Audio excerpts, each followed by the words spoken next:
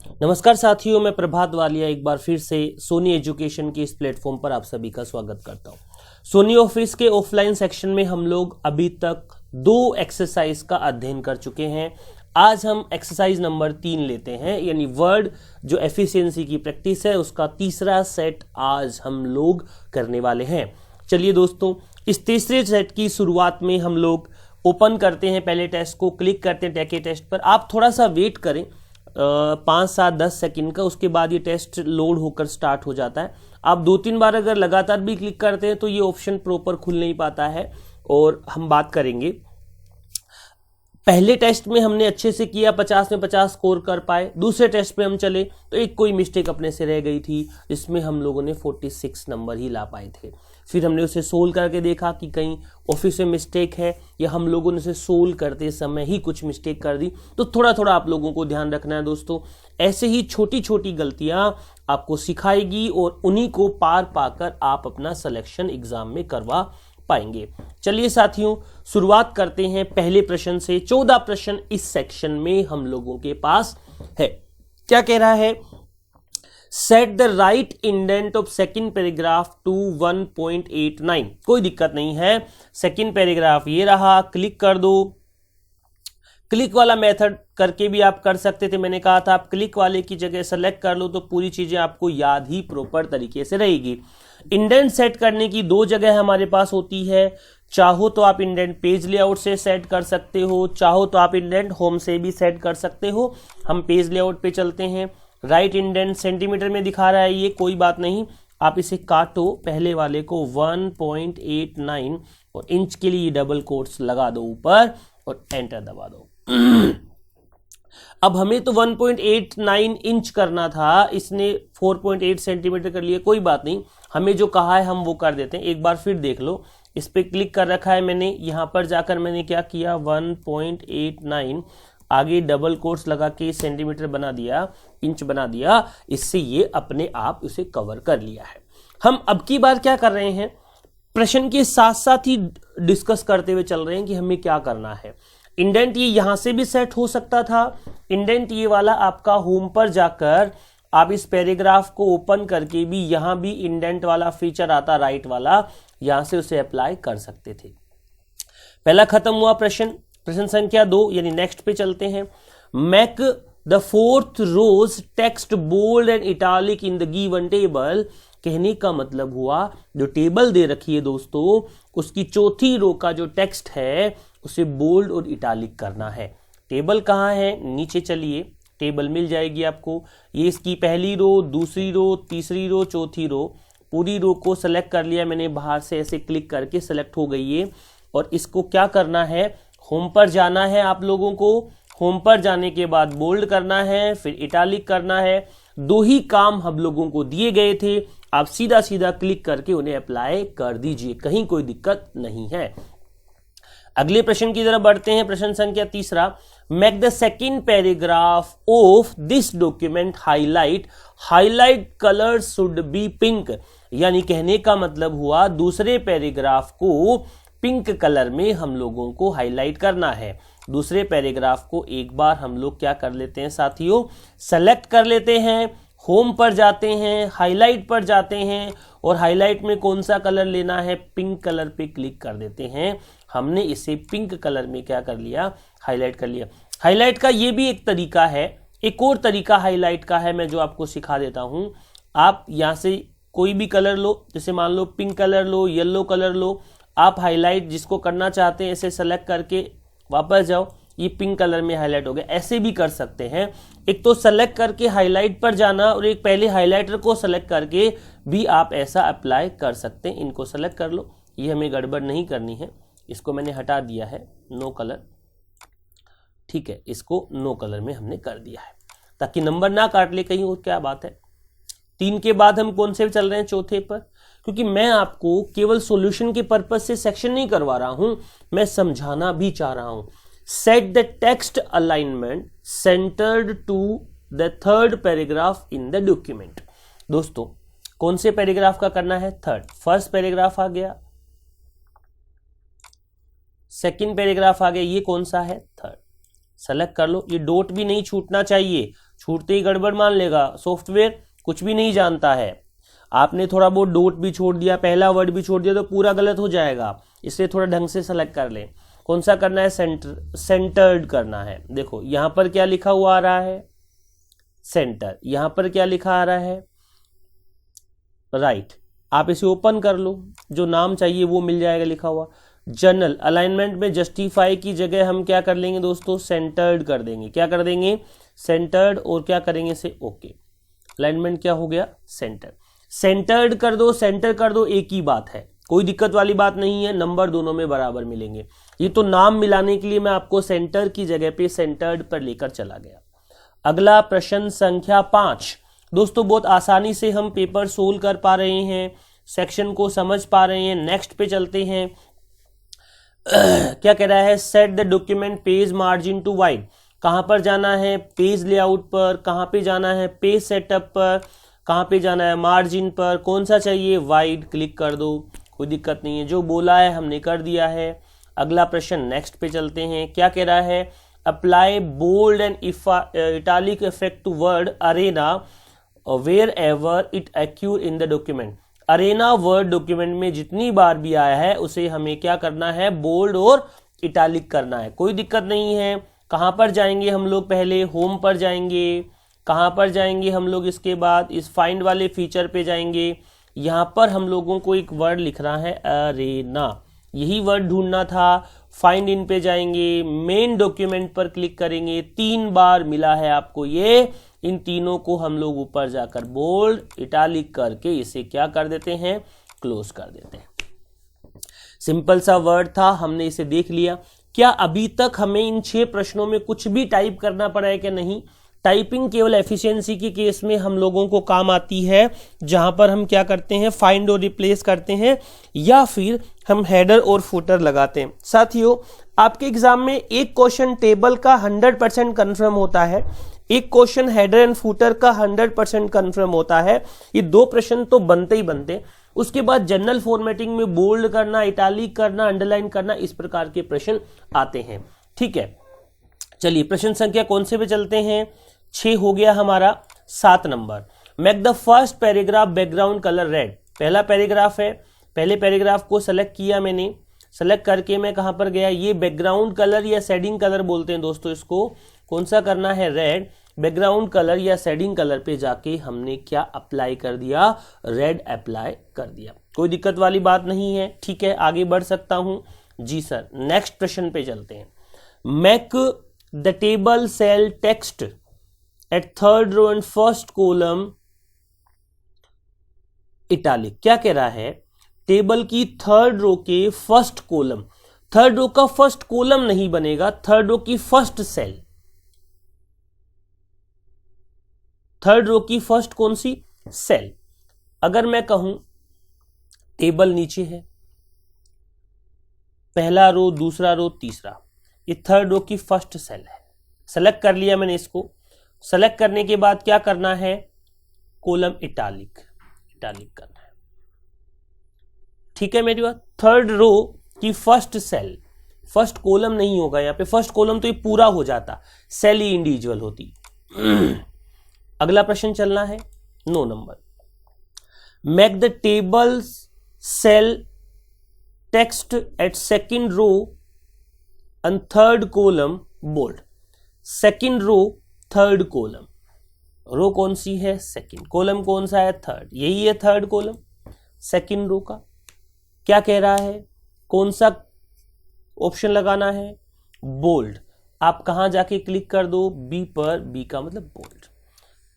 हमें जो काम बोला था, प्रश्न को पढ़ना है, समझना है। दोस्तों टेबल में ये पहले रो का पहला सेल, दूसरा सेल, तीसरा सेल, चौथा सेल, 5वां सेल। ये दूसरी रो का पहला सेल, दूसरा सेल, तीसरा सेल, चौथा सेल, 5वां।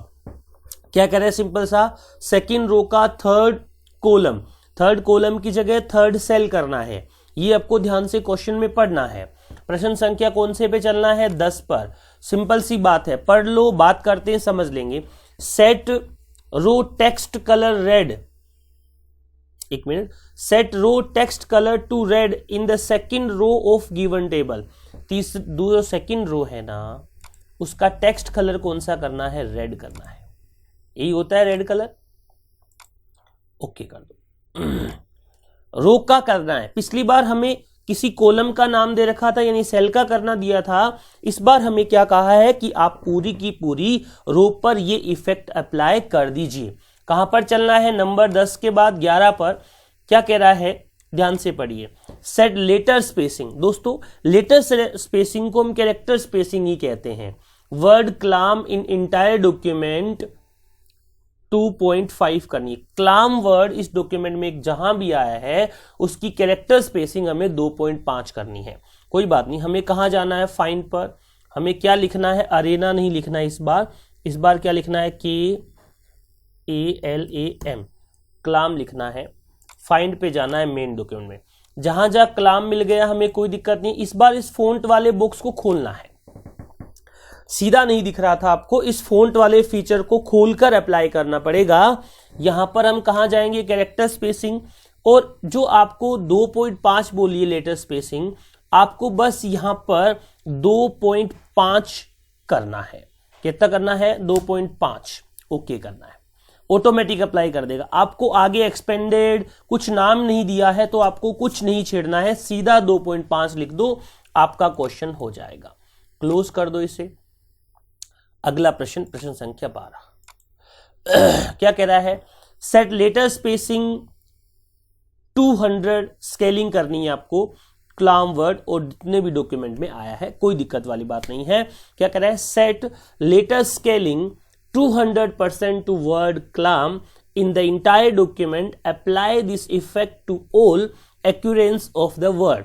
जहां जहां ये वर्ड आया है क्लाम, वहां पे स्केलिंग कितनी करनी है दोस्तों, इसकी 200% करनी है। कोई बात नहीं, हम वापस वही फाइंड पे चलते हैं, वही हमें क्लाम लिखना है, वही फाइंड इन में जाके मेन डॉक्यूमेंट करना है। सभी जगह हमारा कलाम जो वर्ड था वो सेलेक्ट हो गया है। फिर हमें जाना है कहां पर दोस्तों, इस फोंट वाले फीचर पर। देखो नीचे लिखा है स्पेसिंग, ऊपर लिखा है स्केल, नीचे लिखी है पोजीशन। स्केल कितने % करना है भैया, 200%। आप लिखकर भी कर सकते हो, वरना इसके अंदर 200% ऑलरेडी दिखा रहा है। इस कलाम वर्ड पर अपन ने spacing expanded already 2.5 PT apply कर रखी है, इसलिए हमें कहीं कोई दिक्कत का सामना नहीं करना पड़ेगा। हो गया, इसे भी क्लोज कर दीजिए। जो जो हमें बोलेगा हम करते जाएंगे, कोई दिक्कत वाली बात नहीं है। चलिए दोस्तों, प्रश्न संख्या अगला यानी 13 क्या कह रहा है, the make the word family with its position raised by 2 PT in entire document, apply this effect to all the occurrence। दोस्तों साथियों, ये अपने से कह रहा है कि आपके डॉक्यूमेंट में कहीं एक फैमिली शब्द है, उसकी जो राइज पोजीशन है वो 2 PT आगे जानी चाहिए, यानी ऊपर की तरफ दिखना चाहिए 2 PT। वो कोई बात नहीं, अपन उस वर्ड को ढूंढने के लिए वहीं जाएंगे, फाइंड वाले ऑप्शन पर। कहाँ जाएंगे, उस फाइंड वाले फीचर पर ही जाएंगे। यहां पर क्या लिखेंगे, यहां पर हमें सिंपल सा एक वर्ड लिखना है। क्या लिखना है, फैमिली, यही वर्ड बोला है अपने से, कोई दिक्कत नहीं है। फाइंड इन पे चले जाइए, फाइंड इन पे जाकर क्या कर दीजिए, मेन डॉक्यूमेंट जहां जहां फैमिली वर्ड है वो आपको ऑटोमेटिक सेलेक्ट करके डॉक्यूमेंट दिखा देगा। तो आप वापस जाइए, इस बार कहां पर जाएंगे साथियों, वहीं पर। देखो एक चीज और बताता हूं, जब मैं आपको कुछ सिखा रहा हूं, मैं बीच में धीरे धीरे बात कर रहा हूं, तो आप स्केल पढ़ा था ना, उसके बाद स्पेसिंग पढ़ा था ना, उसके बगल में पोजीशन भी लिखा हुआ था, तो आपको उधर से पोजीशन वर्ड भी तो देख लेना था। पोजीशन वर्ड देखा, यहां से नॉर्मल की जगह पर क्या करना है, हमें राइज्ड करना है। ऑटोमेटिक कितने PT दिखा रहा है, ये 2, 3 दिखा रहा है, हमें कितने PT करना है भैया, 2। कोई बात नहीं, कम कर दो, ओके कर दो, इसे क्लोज कर दो। अब जो फैमिली वर्ड है ये जहां भी आ रखा होगा ये थोड़ा सा राइट हो जाएगा, ऊपर हो जाएगा। नंबर अगले पे चलते हैं। Change second and third paragraph into bulleted list. Second और थर्ड पैराग्राफ को हमें कौन सी लिस्ट में चेंज करना है, बुलेट लिस्ट में। यहां है सेकंड पैराग्राफ, नीचे चलो, ये सेकंड पैराग्राफ हो गया और यहां तक हमारा कौन सा पैराग्राफ हो गया, थर्ड पैराग्राफ। इसे बुलेटेड लिस्ट में मैंने चेंज कर दिया। अब मेरा काम खत्म हो गया, प्रश्न खत्म हो गए मेरे, लेकिन क्या मैं चेक करूं या सबमिट कर दूं? चलिए मैं इस बार चेक करता हूं, आगे से मैं क्या करा करूंगा, सबमिट कर दूंगा, क्योंकि 20 मिनट का हमारा एक्सरसाइज है, ये 20 मिनट से ज्यादा समय ना ले, 20 मिनट में खत्म हो जाए, इसलिए मैं जल्दी करने की कोशिश करूंगा। और अभी धीरे धीरे देखोगे आप, जैसे हम 25 टेस्ट लेके चले हैं और हम उसमें से जैसे 10 पेपर कर लेंगे ना, उसके बाद 11 से 25 तक आप फटाफट से उनका जवाब देंगे, क्योंकि आपको वो चीजें समझ आ चुकी होगी। चलिए पहला चेक करते हैं क्विक रिवीजन के लिए फटाफट। राइट इंडेंट सेकंड पैराग्राफ का कहाँ है राइट इंडेंट, ये रहा, अपने सेट किया था, कोई दिक्कत नहीं है। सेकंड पे चलते हैं, टेबल का make fourth row text bold and italic in given table. Fourth row का टेक्स्ट हमें, फोर्थ रो का टेक्स्ट बोल्ड एंड इटैलिक बनाना था। फोर्थ रो कौन सी है भैया, पहली, दूसरी, तीसरी, चौथी। सेलेक्ट करके देखो क्या बोल्ड इटैलिक दिखा रहा है, क्या बिल्कुल दिखा रहा है। इसमें देखो नहीं दिखा रहा है, इसमें दिखा रहा है, मतलब हो गया। अगला देखो क्या कह रहा है, second paragraph of this document highlighted with pink colour, वो मुझे दिख रहा है, मैंने अभी चेक किया था। 4 नंबर पे चलता हूं, क्या कह रहा है, set the text alignment centre to the third paragraph in the document. कौन से पैराग्राफ की करनी थी, थर्ड की। थर्ड पैराग्राफ ये रहा, इसकी जो अलाइनमेंट है वो मुझे कौन सा करना था भैया, सेंटर्ड करना था। तो मैंने थर्ड पैराग्राफ का जो अलाइनमेंट होता है वो क्या सेट कर दिया है दोस्तों, सेंटर्ड सेट कर दिया है। ठीक है, कोई दिक्कत नहीं है। इस प्रकार से हम सारे प्रश्नों को 1 बाय 1 क्या कर लेते हैं, चेक कर लेते हैं। आपका समय ज्यादा ना जाए इसलिए मैं अभी इसको यहां क्या कर देता हूं, 5वें प्रश्न पर लेकर चल रहा हूं। पेज मार्जिन वाइड करना है, पेज लेआउट पर गए होंगे, मार्जिन पे गए होंगे, वाइड कर दिया। अब दोबारा कहीं उल्टा सुल्टा क्लिक मत कर देना चेक करने के चक्कर में, ध्यान से देखना। Bold and italic effect word arena अच्छे से किया था मैंने। अगला क्या है, 7th फर्स्ट पैराग्राफ का बैकग्राउंड कलर क्या करना है, रेड करना है। देखो रेड आ रहा है, बैकग्राउंड कलर ये रहा। Table make the table cell, cell की text at third row and first column italic, third row के फर्स्ट कॉलम को इटैलिक करना है। ये थर्ड रो है, इसका ये फर्स्ट कॉलम है 49 वाला, इटैलिक दिखा रहा है, कोई दिक्कत वाली बात नहीं है। 9 नंबर पे चलते हैं, second row and third column, second row का थर्ड कॉलम ये रहा, बोल्ड करना है। अगला प्रश्न, थर्ड रो को रेड कलर में करना है। देखो टेक्स्ट कलर या फॉन्ट कलर एक ही बात होती है। क्या नंबर पे किसकी बात कर रहे हैं, 2.5 PT letter spacing, letter spacing को कैरेक्टर स्पेसिंग ही कहते हैं। ठीक है, कलाम वर्ड जहां भी दिखे आपको उस पर क्या होना चाहिए, यही अप्लाई हो। तो खोल के देख लो कलाम वर्ड पर क्या यही अप्लाई है, दिखा रहा है, एक्सपेंडेड दिखा रहा है और स्केल भी हमें साथ में दिखा रहा है। अगला प्रश्न भी साथ के साथ हमारा क्या हो जाएगा दोस्तों, चेक हो जाएगा। ठीक है, दोनों प्रश्न एक जैसे ही नजर आ रहे थे मुझे। फैमिली वर्ड देखो कहीं पे दिख रहा है क्या आपको, हाँ सर पहले पैराग्राफ में था कि दूसरे में था, दूसरे पैराग्राफ में कहीं न कहीं फैमिली लिखा था, तीसरे में लिखा था, कहाँ लिखा था फैमिली। अब मुझे वैसे तो फैमिली नजर नहीं आ रहा है, चेक कर लूं, बिल्कुल आराम से चलता हूं। चलो पहले में कहीं फैमिली है क्या, ऐसे कितनी देर में ढूंढेंगे हम। वापस हम क्या करते हैं, वापस हम क्या करें, ये रहा फैमिली वर्ड, फैमिली पे क्लिक करो, वहीं जाओ, कैरेक्टर स्पेसिंग पे राइज टू PT दिखा रहा है। देखो मैं फैमिली पे क्लिक करके बैठा हूं, राइज टू PT दिखा रहा है, मतलब मैंने थोड़ा ठीक कर लिया है। नंबर 14 पर क्या कह रहा है, सेकंड और थर्ड पैराग्राफ को बुलेटेड लिस्ट में चेंज कर दो। मैंने मेरी तरफ से इस क्वेश्चन पेपर को सोल्व कर दिया है, मैंने चेक भी कर लिया, सोल्व भी कर लिया। मैं समझाने की कोशिश कर रहा हूं, 1.5 मिनट आपको एक्स्ट्रा ना देनी पड़े, इसलिए मैं इसको सबमिट कर रहा हूं और चेक कर रहा हूं क्या मैं पूरे में से पूरे नंबर ला पाया हूं या किसी को करते समय हमने डबल बार क्लिक करके या कोई गलत क्लिक करके कुछ इफेक्ट अप्लाई कर दिए हैं।